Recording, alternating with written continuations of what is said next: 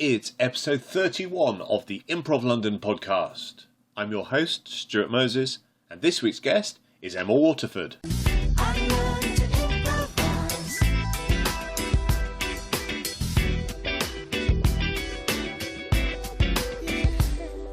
Emma Waterford, welcome to the Improv London podcast. Thank you very much. Hello. Hi. You've got I've just waved at myself. You just waved. I'm moving back now. Where should we begin? Where should we begin? Right. Well, I've done pictures, so Brilliant. that's a start, isn't it? We've got a picture of a cloud. 2 pictures of clouds, which is very nice. We could, yes. Shall we? I feel that I'm worried that I've forgotten how to do this. Okay. I've done 30 episodes of this, right. and now I'm worried that I've forgotten how to do it. Okay, well, first off, you haven't. Oh, thank you. Stop overthinking. Okay, yes, that's good advice. That's good advice. Yeah. Right, okay, I'll stop overthinking. I mean, would you like me to interview you with that? Actually, that's harder. Because when people, because I'm used to asking the questions, yeah. And then if someone asks me a question, I'm like, oh, my brain wasn't organised that way. My brain was organised the other way, Oh, and that's now, interesting. yes, Like you're more comfortable asking. Yes. Than, oh. Because asking is kind of easy because you're listening really carefully to what the other person's saying. Which is very important for improv as well as improv podcasts. And then you're sort of storing things away so that if the other person comes to a natural stop, you can ask them to re-explore something. Which again is very important to improv as well, really, isn't it? Yes. Put something in your back pocket to Yes. use later on. That's right, yes. I'm looking out for the shiny thing that I can then reintroduce if there's an opportunity, yes. But if there isn't, I just sit here and enjoy what the person's saying. That's nice. And drink tea. And drink tea. Drink tea. Have a So chat. there is no lose in this scenario. Apart from I've just said way too much. So this is supposed to be Maybe about I am you. reversing the role. Oh no! You've hijacked the podcast, and now you're going to. I am. Hello and welcome to... Do you want to do it? Do you want it? You want it? I've done 30 episodes. Is that not enough? We're not. Is that enough? Oh. It's not enough. It's not enough. It's not enough. You're right. It's not enough. No. No. No. Well, so let's begin. Because I'm hoping to put this out tomorrow. Sorry. No, it's not your fault. It's entirely my fault. It's entirely my fault. I thought, well, I'll record this now. I'll put this out tomorrow. That's fine. It won't require much editing. Quick turnaround, isn't it? Well, yeah, Wednesday's the day it comes out. Yeah. Yeah, so, you know. I mean, Sorry. it's all right. Not giving you much time. It's not your fault. Shall I talk quicker?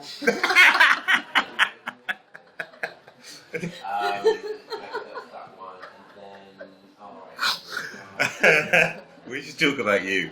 That'd be nice. Right, yes. Right, Sorry, okay. right, So, what I thought we'd do is let's talk about Classic Andy Yes. to start with. Yes. And then we can go back and explore your where you started performing, and then you do lots of exciting things. Well, I like to think I do. I try to. So, yes, I'm part of a group called Classic Andy, and we do long-form improv, and it's kind of free-form. So, but we take inspiration from the audience, obviously. That's nice. And we find a thing, we talk to the audience, and we find a thing that's either classically them, or we ask them to think about a friend, and if there's something classic about that friend, then we use that as the inspiration. Like, I often dance at bus stops, so if someone saw me doing that, they'd be like, that's classic Emma. And so that we kind of are able to get lots of information about what the person does that's classically them, but also what the relationships are between the two people generally, and just little quirks. It's quite fun. Yes. It can be quite dense actually, the amount of material that comes out. Yes. Sometimes audience members are like, just need to talk about stuff. Instead of going, okay, yeah, we've got loads. Brilliant, let's go. Oh no, keep going. We've only got an hour to perform. You've given us enough, yes. But it's brilliant. We really enjoy it. Yeah. It's nice that you're helping people to share, and they can express themselves in a way that perhaps they couldn't normally. I mean, I think we're probably doing a service to community. If that's, I'll let the others know. Yeah. But we do really like how the ideas that the audience give us. It's brilliant. It's so much fun to work with. And so, where did the idea of getting the classic thing about an audience member or their friend come from? Well, it kind of came from the name, really. Oh, the name came first? The name came first, and the name was based on a rehearsal room that we used to kind of frequent, rehearsing. Obviously, that makes somebody dodgy. We didn't rehearse there, but we did frequent it quite a lot. The person that would do the booking on the other end of the telephone was always called Andy, and so it was always like, oh, classic Andy, that's nice. How's Andy? Oh, great. And that's what, that's how we got our name. Right, brilliant. Because of just, the lovely guy that did all the bookings on the telephone. Does he know that he? No. No. Well, I don't think he does. I don't think he even knows who we are, really, to be honest. But that's how we became Classic Andy. And then when it came to kind of working out how to get ideas from the audience, it seemed a natural kind of extension to the name. That's really nice. Yeah. So how did you all meet? We all met on Hoopla classes, actually. I think half of us did... we've all done the beginner's course, but I think we're in two separate groups, and then we kind of came together for the performance course. And I think we formed mid-2015, and we've just been playing and doing shows ever since, and kind of changing team shape as things, progress, things like that. But we're just a happy family now. Happy family, marvellous. I was thinking though the other day, I was saying that it's so lovely to have made such amazing friends, but B, the fact that you see your friends once a week. I mean, we rehearse every Thursday, so to see your friends every Thursday is such a treat. Yes. And to hang out with people that you genuinely like every Thursday it's a real joy. And London's so crazy that I see Classic Andy more than I see friends I've known for years. And there's just something rather wonderful about knowing you're going to have a really lovely time every Thursday. Yes. Even when you're tired or whatever, you turn up, you'll have fun. That's improv, isn't it, really? For That's you? improv. That's improv. It's really interesting what you're saying about how having a structure and sort of seeing people because you've got that structure in place to always see them, and how you get to be an adult somehow. 6 months go by and you haven't seen I know. people. Yeah, so we try and get everyone to come to improv. Hooray! Brilliant, that's what we need to do. You for a long time. Come on down to the class, and then I might see you a bit more. So you say you do freeform? Yes. So there's no structure at all? Or? Not really, no. We use the audience, no, we just go for it. We use the audience ideas for Do you hate people that use structure? Do you think they're weak? No, not at all, not at all. Not in the slightest. I don't know why we... I mean, Who do you hate? We've got a show coming up in Camden. No, I don't hate anyone. Brilliant. Generally in life, but especially not in improv. But we have a show coming up in Camden Fringe Festival, and for that show we'll do our normal set, and then for the second half we'll do the living room. So we do formats as well. But what we tend to do with audience ideas, we just use ideas for the scenes, but then we also do scenes off those scenes. That might not necessarily be connected to what the audience member said, but they've been inspired by scenes inspired by the audience. Right, oh, yes. Blimey. Did that come out right? I think that was right. Yeah. That was right. So that way, and then we do callbacks, and we do we bring characters back in that were saying the first scene. We include all of those elements. And so it does feel like a nice unit, hopefully, at the end of the set. And people go, wow, they remembered that. And, oh, that person's come back. So, yeah. That has been the thing that I've learned most recently about improv, is that just if you can remember stuff, people think you're really amazing. Yes. Isn't it brilliant? Yeah. And it's also, you don't necessarily have to remember everything. Just those tiny little bits and pieces. That's really nice. If you can just get it for the first 30 seconds and then it's in there, and you just have to mention like a name or something like that, and everyone goes, yay, they remembered the name, because names are hard to remember. I agree, and I'm someone that has to visually like write it on a fake piece of paper, put it in my fake back pocket. Really? Like, because I do forget things Yes. in life generally very quickly. Hence why I've written Yes. my life down on pieces of paper. So if I can then kind of like, oh, that character, what was their name? Go to the little piece of paper in my Really? pretend pocket. That's it. Yeah, I can picture. Oh, But I wow. can't necessarily remember. Yeah. Sense? Yeah. Yeah, that makes sense. I mean, I was reading something about how our brains are designed to think rather than store information. So, they're really good, computing, but actually for recording stuff. So my bad memory means I'm really good at thinking. That's right. Wow. Totally using that, When I'm late, when I've got an appointment, I've just been thinking really hard. There's a lot of thoughts going on here, so, Oh, that's brilliant. You just got me out of so many awkward situations. That's great.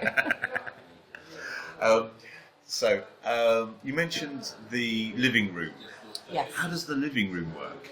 Well, the living room is when you try to set up a sofa, basically on stage, and... Will you have a sofa? Well, hopefully. What we'll probably have is chairs, and I'm making lots of lovely cushions. You're making lovely cushions? Yes. Oh, wow. And we'll put those on the chairs to make it look like a sofa, because you want it to be comfortable. Yes. And there's also something quite fun about people clambering up out of a sofa, like to get on the Yes. stage. Oh, yeah. So you... Sorry, I just imagined that you'd made a big pile of cushions and they were clambering out the cushions at the start there. That's a lot of fun. That's a good idea. Yeah, maybe. So the living room is based on your own experiences. So you're talking about things that are true, that have happened in your own life, and then when other members of the team are inspired by that, then they'll get up straight away and do a little section of the scene inspired by that. Yes. Not necessarily the exact topic, but something that has inspired that topic, and it's often taking it to an extreme, or it's really good. If you actually, for more information on the living room, Katy Schutte has just done an amazing guide to it. I shall put a link in the show notes. I can't remember her website right now. But it's probably her name. Yes. .com. Yes. And it's a really good blog. It's a really good kind of crib sheet to the living room. It's great. Because she's our coach, you see, for Castle right. Yeah, she's our brilliant coach. I've seen pictures online of drinking champagne. Oh, yeah, that's just not normal. Does that happen is that every rehearsal? It's like, We wish. I can see why you have such a good time with your friends, if you like. We don't remember any of the rehearsals, but we know we've had fun. No, that was a one-off, that particular night. But why not? We had it in. We were around Jen's house. It was lovely. It was such a fun evening. That was that particular night. We'd done this whole set. She'd done this wonderful set where we were just finding the fun again in improv. Correct. And we just played games, and we all wrote down our favourite warm-up games, and we picked them out of the hat. Yes. And it's really important, I think, to do that now and then, to just get back into, like, not get bogged down by, okay, we need to practice that, and let's try that, but just to kind of inject that, let's just have a fun night, and because improv is always fun, like it always is, but it was nice to sometimes go back to like the real basics and stuff like that, and that was a great night. Cool. So we had champagne at the end. Seemed a natural way to finish the rehearsal. That's brilliant. Yeah. So, what is your favourite warm-up then? What did you write down on the card? I don't know if I can say it on the podcast. Oh, really? It's 2 aubergines. Ah, There we go, right, that's how I'll say 2 it. aubergines. What would you do with 2 aubergines? aubergines, One I would plant in the garden, the other I would eat with a lard on. Perfect. Yeah, I was nearly going somewhere else with that, wasn't I? Yeah. Perfect, yes, it's a wonderful example of it. 2 aubergines, Yeah, 2 that's aubergines. mine. That's your That's my favourite? favourite. I don't know why. Oh, right, because that's going to be my next question. Right, I don't Why is that your favourite? Because I went to an all-girls school. I don't know. I just like it. I also like the fact I'm not very good at it. So like that quick, like trying to get a rhyme, it just makes you say whatever word works, and without editing, without that kind of, I'll sound silly. You've just got to do it. Yeah. I love that. I think that's probably one of the main reasons I started doing improv, because I've always been quite shy, particularly when I was younger. And it was just a way of breaking through that shyness and going, just be silly on stage, just enjoy yourself, don't care how you look, just go headlong into every scene or whatever character you're doing. And being shy is not important. Just get rid of that. Just go on and have fun. So that kind of like that, not editing before I speak. I think that's quite a good game for me. Yes. Yes. So was Hoopla your first experience of improv? It was. Yeah, I did the Hoopla beginners and then the Hoopla performance, and I think I did another one. I can't remember. And then I did a Hoopla stand-up course as well. So that's cool. I've done a few varied things. We'll come back to the stand-up. Cool. I'll just write that and put it in my pretend back pocket. Yes, I'm going to start doing that now. Because I just want to talk a little bit more about Classic Andy and what role do you play in Classic Andy? What is Classic Emma in Classic Andy? Oh my God! Stuart is very pleased with himself at this moment. I mean, I hadn't prepared that at all, but that's probably I might have to give up now because I think that's possibly as good as it's going to get. I have been told that I help bring, like, not I can do extreme characters, but they're also quite grounded. Right. So if the scene is going in a direction that might be like getting quite then I can help to ground it. Oh wow. I think that might be my input. That's good. No, I've never really thought about my input. I'll go home and do some homework on that. Yeah. I think that might be it. Fair enough. That sounds a valuable thing. That also sounds like I walk into a scene and just like flatten it a bit. Like, come on, guys. Yes. Bring them there. Let's not get the express train to Crazy Town. We can go there, but let's just take the local route. It's a good thing to be able to do. So, is that something you deliberately tried to do, or is it just something that's happened organically? I think it's just happened organically. Right. I think because I've got an acting background, I think what I do automatically is try and find a truth in a scene. Yes. So that might be what I'm doing. I'm walking on and finding what's real, that's real, and working on that. Which does mean I can sometimes veer towards lower, more downbeat scenes. I have to be aware of keeping my energy up. Yes. If I can get a bit too, not necessarily negative, Yeah. but I can make things a bit too serious. Really? Sometimes I can walk on and just happily have a 10-minute, really heart-to-heart conversation and then kind of forget we're doing a comedy night. But I love that. I absolutely love that. And I think it's much more effective if you've got somebody that can bring along that sort of weight to a scene. And then, someone else can come along and then it's like, we're laughing again. But it's that's the brilliant thing. Like, I'm so lucky being in Classic Andy because I can walk on and be like, but everyone else will just they all have such amazing input and such amazing energy that we do kind of bounce off each other and it balances out the scenes really well. I hope and I think. Yes. I think they do. Yeah. But everyone has. I like the fact that everyone has a slightly different input into the group and just brings different energies. And Britch is really physical. James Whittaker has the energy of 10 million people in one person. So everyone has their own thing. It's really good. Yes, one of the things I like about Classic Andy, and this is true of bands as well, is that everyone's different. They've all got their own characters, but they seem like they're part of the same group, and that applies to kind of bands as well. Yes. So I don't want everyone to walk on and be exactly the same, but I want them to feel like they're a coherent whole. Yes, well, that's what we try and do. That's good, thank you. Phew, it's working. Yeah, and we genuinely care about each other and we genuinely support each other on stage and off stage. I think that's the other nice thing, that I know that even if I'm going, I don't know what I'm doing, I don't know where I am or who I am yet, they've got my back. Is that in life or in improv? Actually, both. Brilliant. Yeah, both now. How handy. Yeah, because we all do different bits on the side, and we all try and support each other and go and watch each other's shows, and that's really lovely. It's really nice to know they're there for you. Aww. It's really lovely. Yes, that is really lovely. So, talking about these bits on the side, let's talk about some of your other things that you do. The other things, well, before. Oh, right, let me look at my little sheet here. So I was an actress, I am an actress, and so I do plays, and I do bits and pieces like new writing, productions, things like that. I do those quite regularly, which is wonderful. At the Brockley Theatre, which is great. Wonderful director Roberta Zuric, if I'm allowed to say her name. Yes, please do. And then I've also started trying to do stand-up. Wow. So I still laugh when I say that I don't. You're making yourself laugh about it. I know, but I can't just laugh. It just can't be me laughing, which unfortunately it sometimes is. So I did stand-up comedy as myself. Right. And now I'm doing it as a character. Right. I'm trying to write more character comedy. Okay.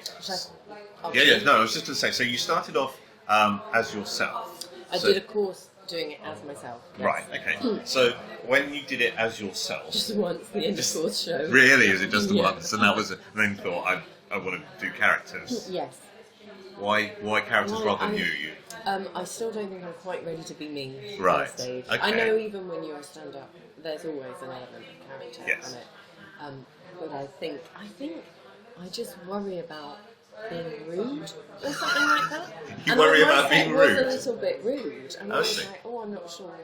I might just say that as a character. I might just use that as but say it someone else is doing it. Right, okay, that's really interesting. So, classic Emma finds it difficult to be rude on stage. Or horrible. Or rude or horrible. That's interesting. I did a really interesting improv workshop with John Creamer once. Oh, yeah. And he tried to make me mean to people on stage, which was great. He was like, you're nice. And, like, you need to stop being nice. Really? And it was fascinating. Wow. It was and really enjoyable. Really enjoyable being horrible to exercise, people. Yeah. Well, I know. I was like, oh my god. This is Now I understand why horrible people have such a good time in life. But one exercise, we'd do a scene and he'd come up and whisper something in my ear that I then have to say as part of the scene. And it really would go against everything that I would normally do. So it was really good for me. Yeah. Wow, that sounds but a really interesting exercise. With regards to stand-up, I can be maybe rude or I'm still not keen on being horrible. Yeah. Like that's not. But if the character is a bit obnoxious in a particular way, I feel I can do that as the character, but not as me. Okay. That's What would my mother say? Is your mother likely to come and watch you do stand up? No, actually, no. Yeah. And what would your mother say if she came along and saw you being horrible or mainly rude in character? I mean, She'd probably, she'd just go, oh, Ramsey. Really? Just probably, I think that's what she'd say. Would she be surprised, or would she resign to it now? I think she'd be surprised. They haven't watched me do a lot of performance. They've seen me do plays and things like that, and I'll come in August to the improv shows. Right, But I think I need to get a bit, have my set down a bit more for...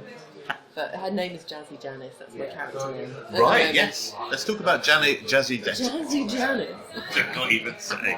That's not a good sign, is it? If people can't say my character name. Jazzy Janice. Yes. I said it second time round. That's perfect. and she's from the 1980s. She is. She's an 80s pop star sensation. Wow! I just love the idea of this. Yeah. So and she's returned as part of a comeback tour. Right, lovely, lovely. It's a real joy actually, because I was quite young in the 80s, but I really appreciate it now, and I've always enjoyed 80s music, and it's just really nice to have references and then kind of relate them to modern day as well, and then just see how, and also getting to wear 80s costume is amazing.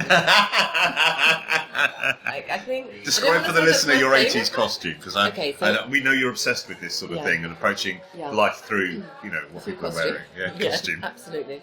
It's an all-in-one where it has kind of black trouser sections which have slits in them, so should one wish to lunge, get a lovely section of the thigh revealed. Right, it's lovely. But on the top it's silver lame. Lovely. I mean, you just can't get better than that in life generally. If I could wear that every day, I'd be happy.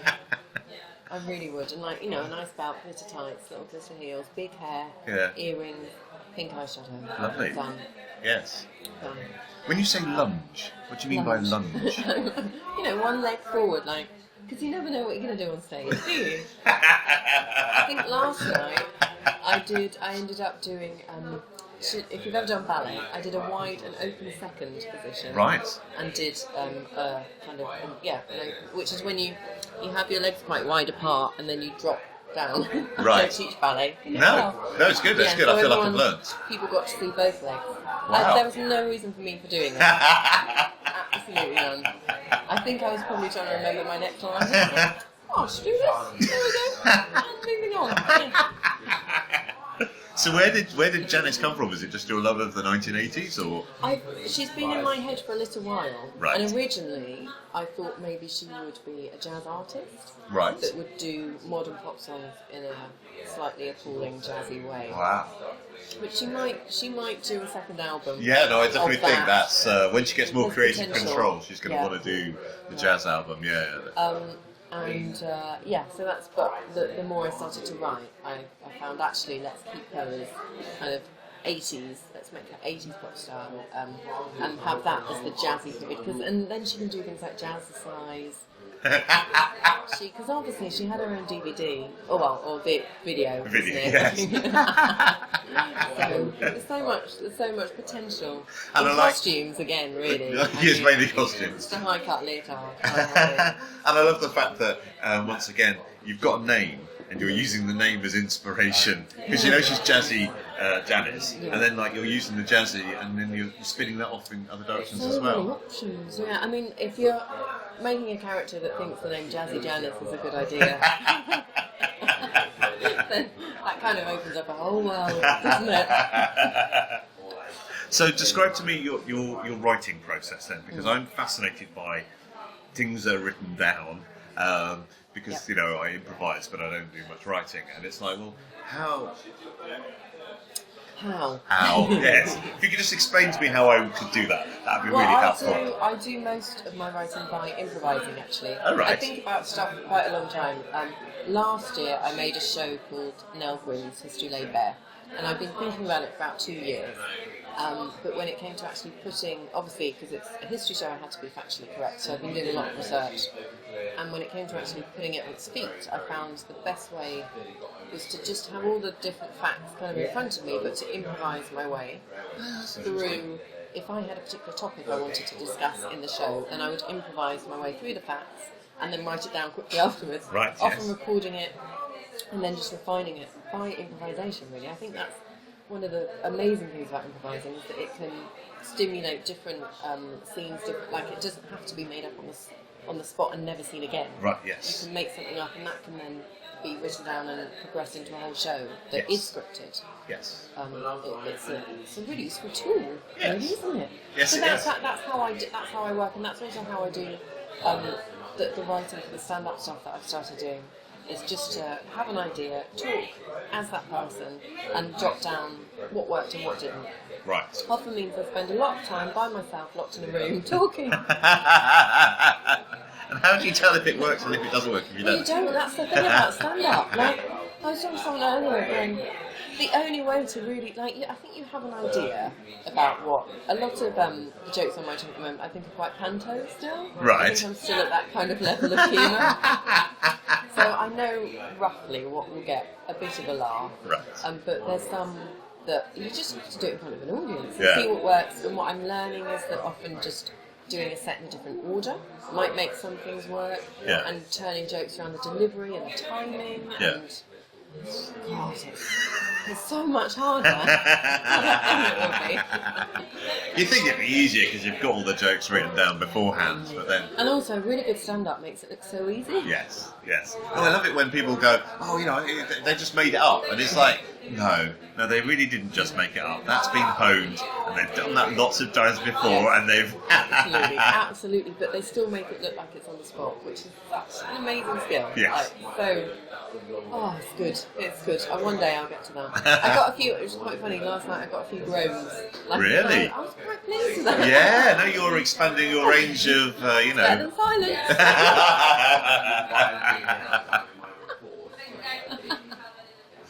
One up, I'm progressing. Yes. That's how I took it. Exactly. I groaned and I did a lunge. I did an open second position. That was roughly my set. Yeah. I'm thinking that maybe I need to expand my ballet moves, because I don't know if that's called upon. If I don't get any reaction, I'm just stood there like an idiot. But We'll practice that later. That'll be that'll be now recap. that'll be good. It's been a while since I've done any properly. Really, I've never done it, you see, and I know it's the basis of all dance, really. Gives you core in your posture. Yes. Yeah. Right. Gives you very strong legs as well. That's good. I'd like strong legs. Strong legs would be. I mean, I haven't prioritised it, but I think as opposed to weak legs, I'm definitely in favour of climbing stairs. Yes, and I climb stairs an average amount. Well, sorry, I've gone off on a right tangent. That's good. Yeah, stand up and writing. So that's how I do it. I use improvisation as a writing tool, and it's really helpful. Really helpful. And also, I think helps get you out of your head when you're writing. I should say when I'm writing, I can easily get quite bogged down, and when I'm writing, I go, "Oh, that's not quite right," or anything like that. But when you're voicing something, then it can often fall into a much more natural rhythm. Right. Yes. It's so that what I found when I was first trying to write the Now Fringe show, for example, is that it turned into a lecture. Really? I was doing a historical lecture, whereas actually I wanted it to be kind of more a cabaret comedy show. And I was basically just lecturing people and delivering facts. So it's a way of breaking out of that as well. That's my big fear, and one of the reasons I haven't done stand-up is that I would fear that people would come away knowing more about the subject and not actually having laughed. So they'd have been like, well, that was, I feel like... that's very nice. That's very nice of you to say. But I worry that it would be, well, that was really educational. I feel like I've grown as a person, but... Like, do... yeah. Not actually laugh. Do stand up. Yeah. Because it's been, I think, the most terrifying thing I've done, but the most interesting in terms of like being really brutally honest with yourself and having to sit down and go, that worked, that didn't. Yes. And I think when you're used to working in improv now, because previously to improv I did a lot of burlesque, so I was used to working by myself, and now I'm better again at working in a team and then working by myself again for stand-up. It's good to have that diversity, I think, and it's interesting, it's worth doing. Yes. Even if you find you don't enjoy it. Yeah, no, I totally agree. Yeah, if you try these things and it doesn't work, then you just know, well, that doesn't work, I'll do something else. Exactly. So you mentioned your burlesque work. Yes. How did you get into burlesque? Sorry, before we start this, yes. This is the one question I have prepared. Okay.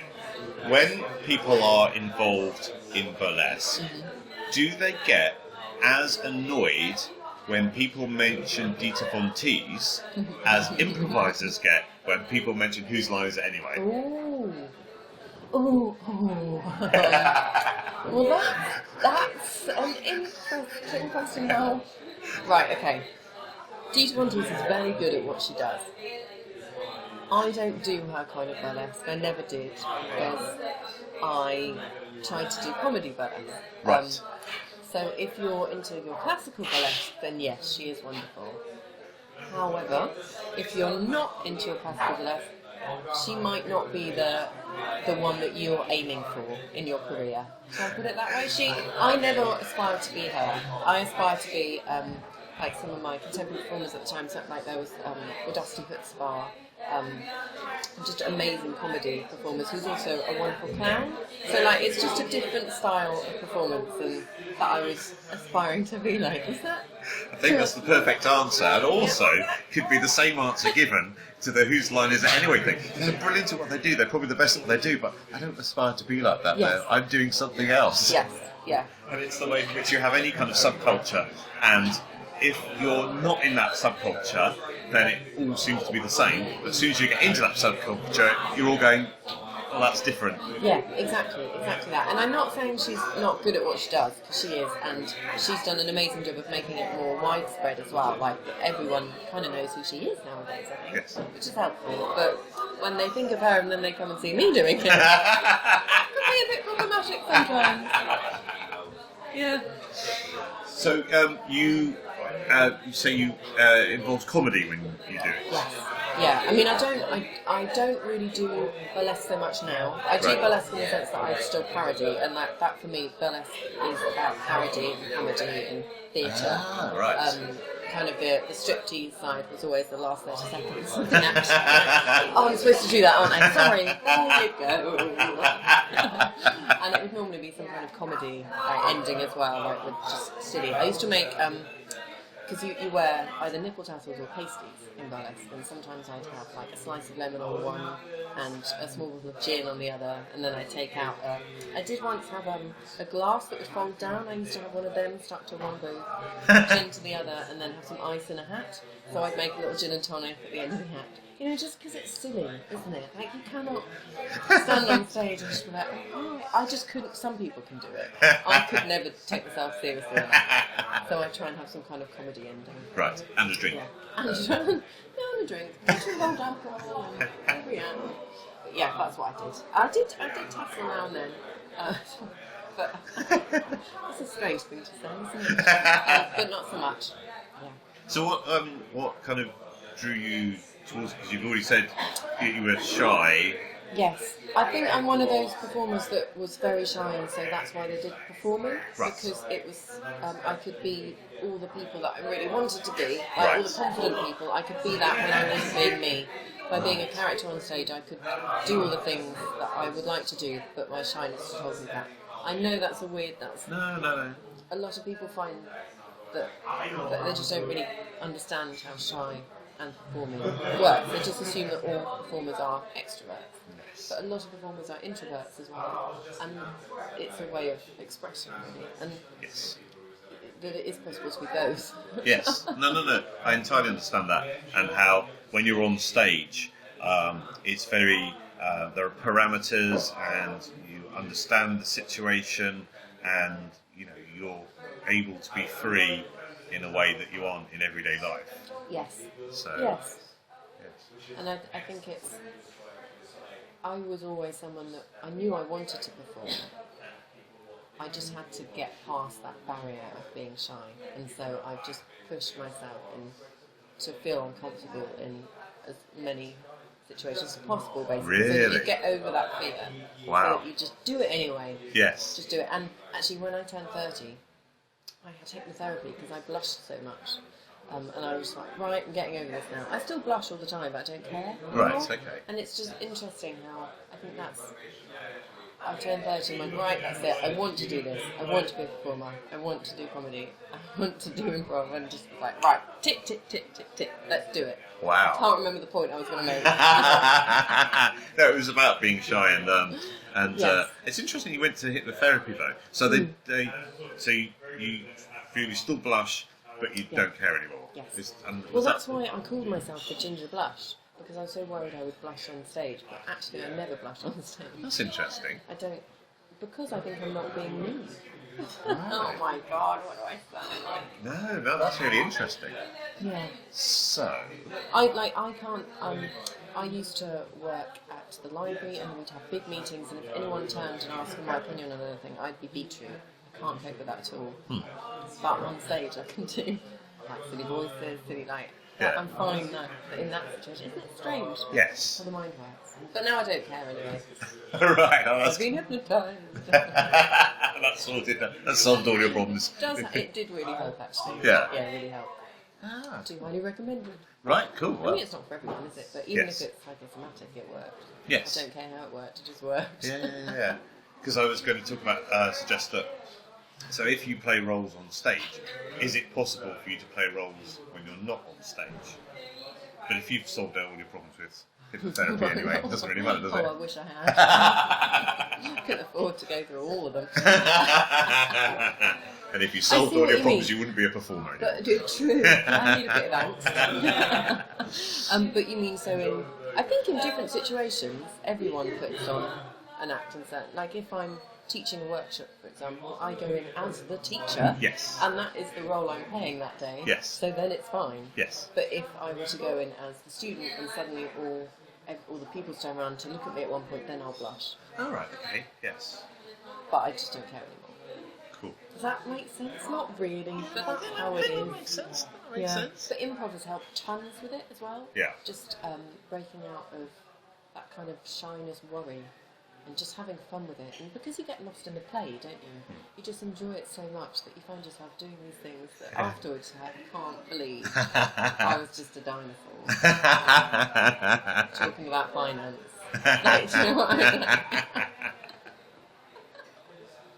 I always try, after we do Classic Candy shows, I always write up the different scenes so that we can keep a track of what we've done. And I love doing it, because when you try and, then when you look a few months later at, you try and work out what on earth that scene was again, like the one with the polos, or like, what does that even mean? You just create this vast amount of wonderfulness that to the outside world is just hilarious. That's interesting. So you record it, so you're not using it as a tool, as a learning tool. It's more just a kind of a record of what's happened. The shows, the Classic Candy stuff. Yeah. It's a record of what's happened, how we feel at the end of each show. If something, like if we did loads of really good callbacks, it's also really good to, something we're trying to do more of now, to be really positive. Like everything we did that was, like, that was really good, and that was really good, and that really worked. And like it's as important to know everything positive as to everything like, we overran, or stuff like that. Just. Or that didn't quite link in with that, but overall it did, and just to have an honest view of the set and to keep track of everything and to watch your progress, because it's it's something that you don't necessarily notice when you're within the group, but when you look back over everything you've done, and even since 2015, like, it's amazing. And I'm really proud. Good. You should be. Really proud of them and us and everything. Yeah, and it's easy. It's amazing how things get normalised. So for some people, I'll let you. I'm disagreeing. Brilliant. Yes, and I did the yes, but I didn't answer. That's fair enough. That'll teach me. So for some people, just doing a improv class, turning up and doing an improv class is a major thing. And then, joining a group is a major thing. And then performing is a major step. And then once you've been in a group and performed quite a lot, somehow it becomes commonplace. But it's not commonplace. It's not, and it's such an amazing achievement as well.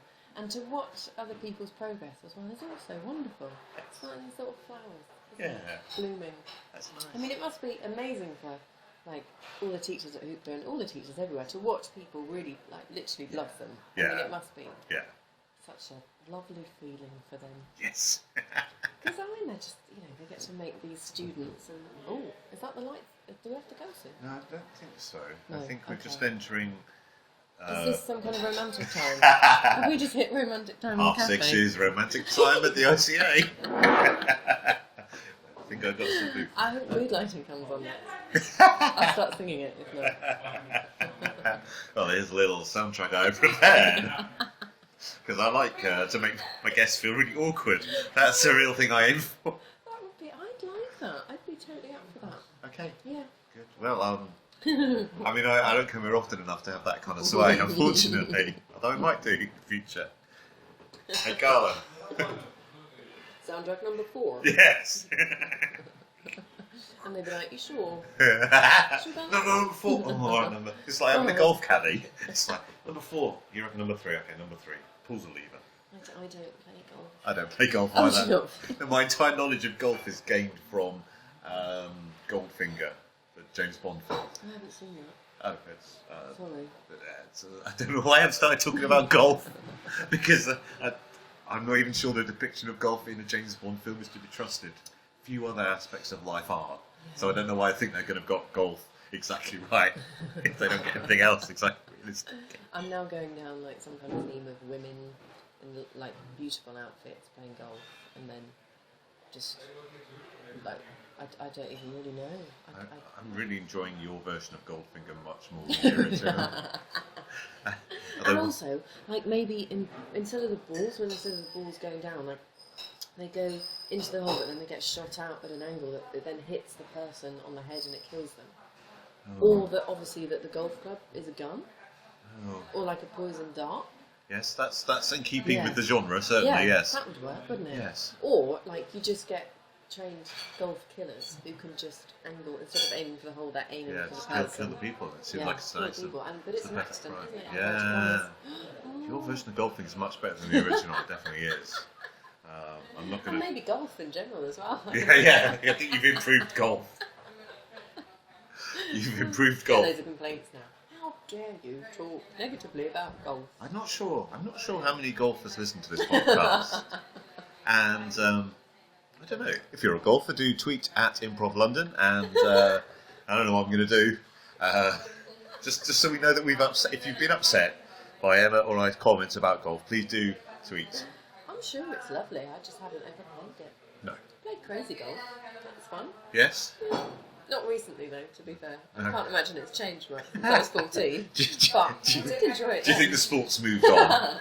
It's very competitive now. Really? Yeah. People, a lot more professional people. You can't just go and have a go. No. Going to get the ball into the windmill because it's all pro. I wonder if it's all computerised now. I don't know. Computerised crazy golf. Like all things used to spin, didn't it? Yeah. Do you think there's like different levels you can do? I would imagine it's classic technology, and you can't improve on it. And also, it's usually outdoors, isn't it? It is. So I would say, Too many electrics. Plus yeah, rain. Not a good idea. I'm not sure. Anyway. What would you like to talk about next? I don't know. I'm just trying to look through my list. What's inspiring to you? Well, it's I mean, these words, to be fair, these words probably don't mean much to you. no, so they all sound good. Okay, so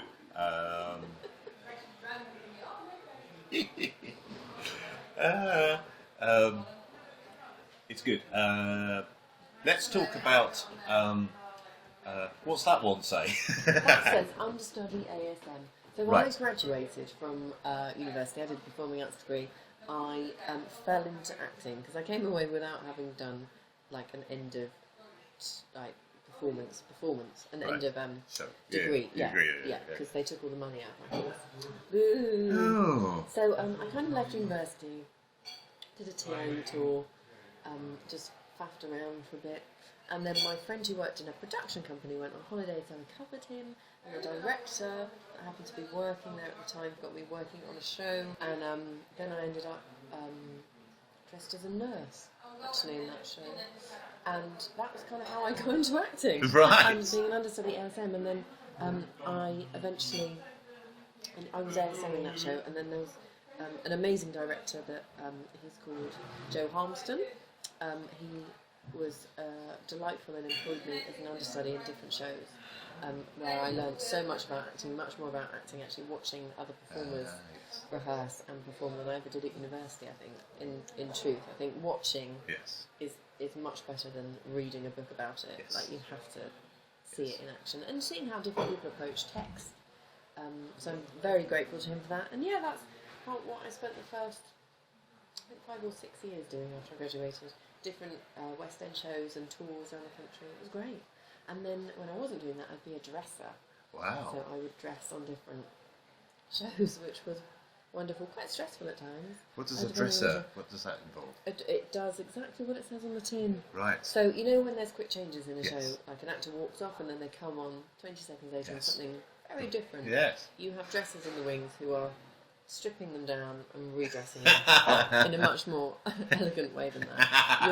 You're helping an actor change very quickly. Ah, right. And you're also, if it's a big musical, then I worked on High School Musical. Oh, right. Cool. And I helped with all the male chorus, and that was very costume heavy. Yes. And so I would just pile the chairs up with different costumes in the right order, and then you hand them different bits as they go along. And then we used to do a 13-second quick change. Wow. Out of like what did they call it? I hate to say it, but I think they used it as nerdy costume into sports costume. Right. So it's just kind of, you have such a beautifully choreographed routine. Yes. That and everyone's involved, the actors involved. There were 2 dressers on that, and then 13 seconds later they're back on in the sports kit. It's Wow. great. You get an adrenaline rush from it. It's a real skill. There's some shows that I can't work out how they've done the quick changes. I really enjoyed working backstage. I learned so much about theatre in general that I think it's made me appreciate how the theatre works much more, because I understand how much work is involved. Yes. Like, it's all very well as an actor walking onto a set going, oh, this is lovely. Yes. Oh, wow. But like now, having seen people put up sets, take sets down. I used to do props and mark up the stage and help with tech shows and tech runs, and having that level of just realising how much hard work is involved. Literally blood, sweat and tears going into productions. It was, I think it's been very beneficial. And also it meant that when I now put on my own shows, I can provide, I understand what tech is needed to send off to the theatre in advance. I've got, I mean, I'm not great by any standard. I've just got a bit, I understand a bit more, which I think is quite a really good position to be in when producing your own shows, because it also means I think about how much tech I'm likely to have before a show, and I'll make the show work in that respect. Yes. Like, I don't, having been a stage manager, I don't want to make a stage manager's life hell. So I will try and make work of pieces and shows that are stage manager friendly. Yes. As much as I can. And that's actually quite a good way of stripping back extra fluffiness in a show. Because I used to, in my burlesque outfits, I mean, I used to wear an ironing board in my burlesque, and that was such a faff to carry around. In the end, I was really lucky. I got someone to cut the legs off, weld it, and then I'd screw it all together when I got to the venue, so it would fold up into a suitcase.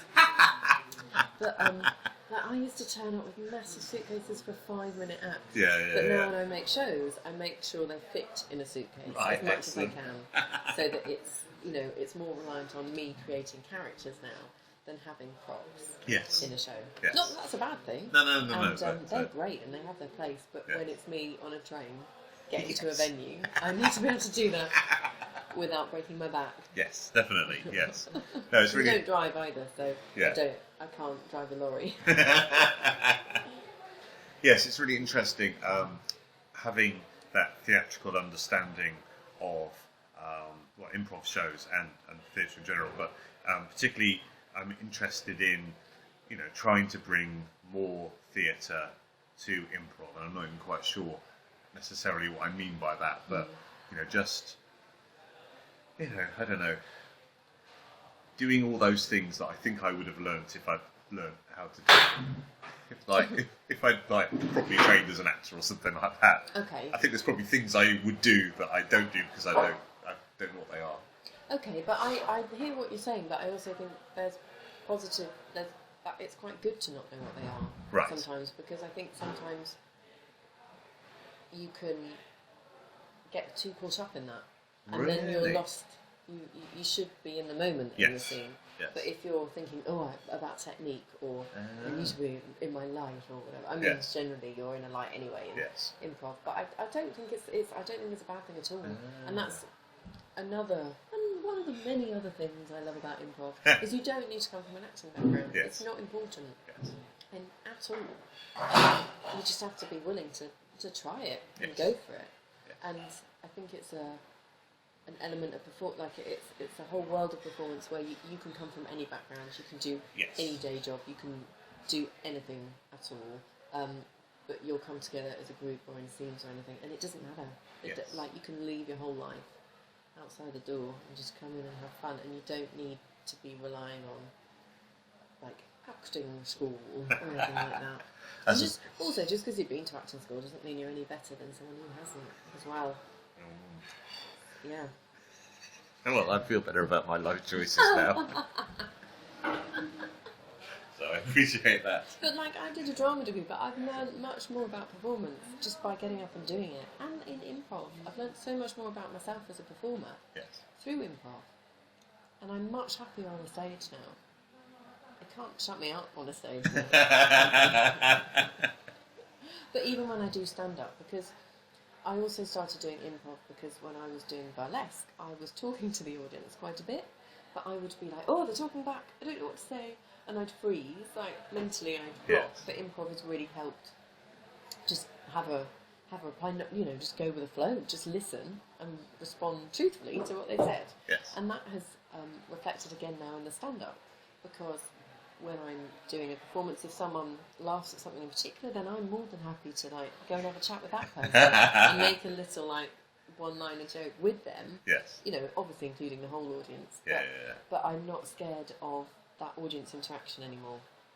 because improv has really helped get past that fear barrier in my brain. See, it's just amazing. It's amazing. Isn't it? It's so good. And do you know what? I think it's also helped me stand up for myself a bit more. Like when when the bus driver didn't stop at my stop the other week, I will happily go up and say, "Excuse me, you've missed my stop." Whereas before I'd be too shy to do that. Really? I'd just sit down. But I think improv's really helped me just go for it. Yes. Oh, I'm sure my teachers are really proud of me for that. I'm sure they are. That's brilliant. That sounds like a final. That sounds like a summing up. That Does it? sounds like a. This is what improv has taught me. This is what it's changed. It has changed me so much for the better in every way. It's made me a better performer. I think it's made me a better person. It's made me have so much more fun, relax, and I think it's made me more productive as well in terms of making other work and performance work. It's brilliant. Yay! Improv's brilliant. That's our To conclusion. summarise. To The summarise. conclusion is, yeah. Thank you very much. Thank you very much.